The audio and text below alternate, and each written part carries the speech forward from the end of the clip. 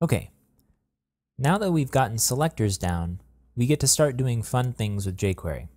So in this next section, what we're going to do is manipulate the DOM based on certain selectors. Go ahead and jump to your module directory and open up the fifth step, which is called Jquery Dom Manipulation. Go ahead and copy this entire code and paste it over the code that's currently in your interact.js file and save it.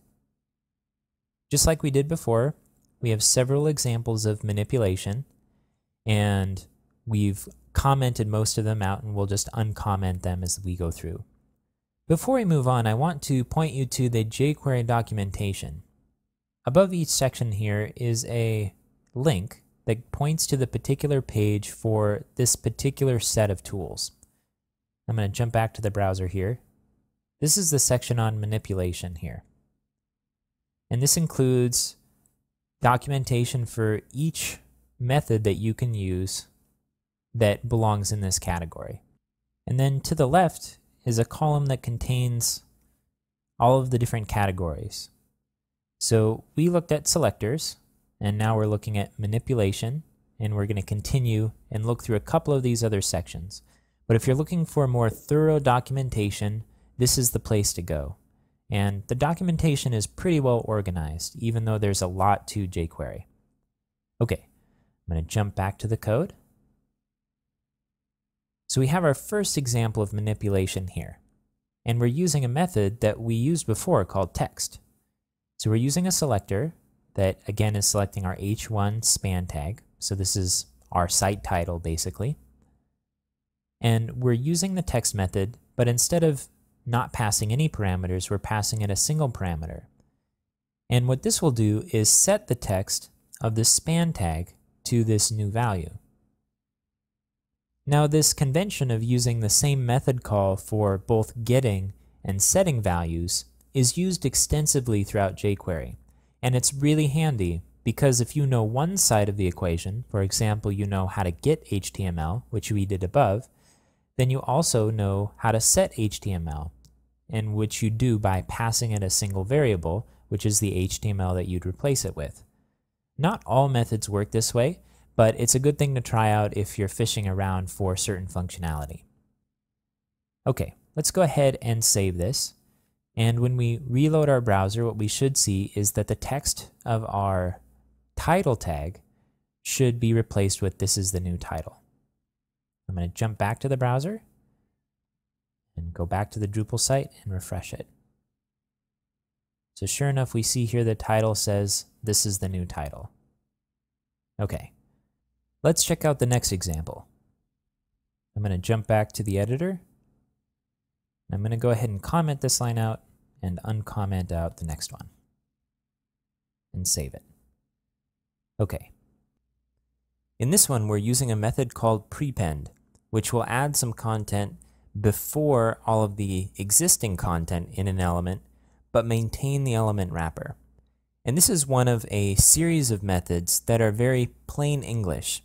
So prepend exists, but also append, which adds something to the end of an element, but within the wrapper, and then before and after, which do the same things, but add them outside of the element wrapper.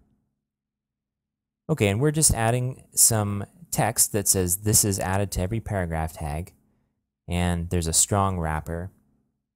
And notice that we're using the P as the selector, and there's multiple paragraph tags on our page. So when we run this, it will actually prepend content to every paragraph tag that exists on the page. So go ahead and make sure that your code is saved, and then jump back to the browser. And let's go ahead and refresh the page.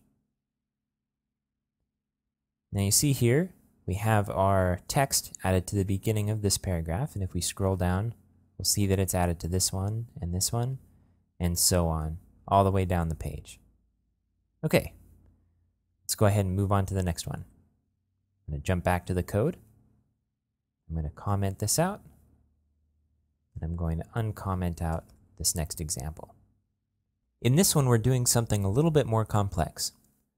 First, we're creating a new variable called new h1, And we're grabbing the HTML that's inside of the first p tag. Now notice we're using the first modifier.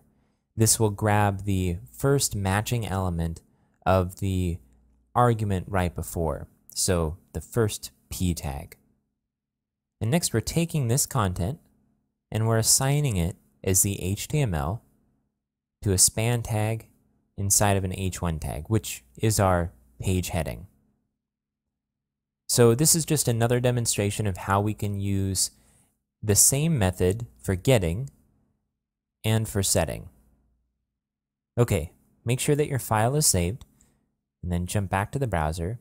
And when we refresh it, we should see this first paragraph tag right here, replacing our title tag up here. Okay, refreshing the page. There we go. It's our new super long title tag.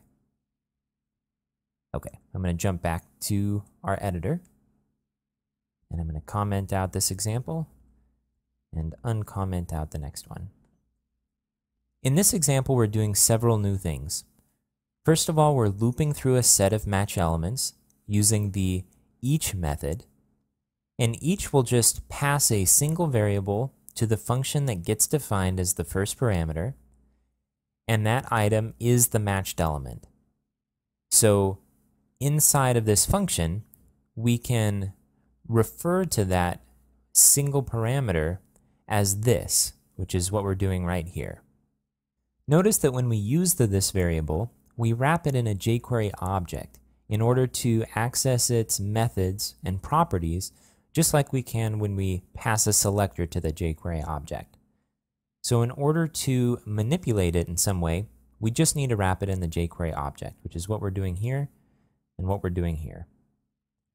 So what we're doing is looping through this set of matched elements, and this set is the A tags that appear in the LI tags that have a class of first. And we're checking to see if the element's rel attribute equals tag. Now this attribute method is very useful. You can use this to fetch a value from an attribute inside of an element. So we're checking the rel element here, but we can also use it to assign a value, which we're doing if the tag does have a rel tag that has a value of tag. And so what we're doing here is taking this element and we're assigning it the href attribute of example.com. So we're turning all of the A tags that appear here into links to example.com. And then we're chaining this with a text method and setting the text of the A tag to changed link so we can easily visualize the change that we're making in the code. Okay, I'm going to go ahead and save this, and I'm going to jump back to the browser, and I'm going to refresh it. You see we have a couple of changed links here, one here and one here. And if we hover over them, you'll see in the bottom of the browser that they do point to example.com. This example demonstrates several very important components of the jQuery library. One is looping through matched elements with the each method. The second is using the this variable within an anonymous function. And third is using the attr method or attribute method in order to grab and modify attributes in elements. These three things are commonly used inside of jQuery code.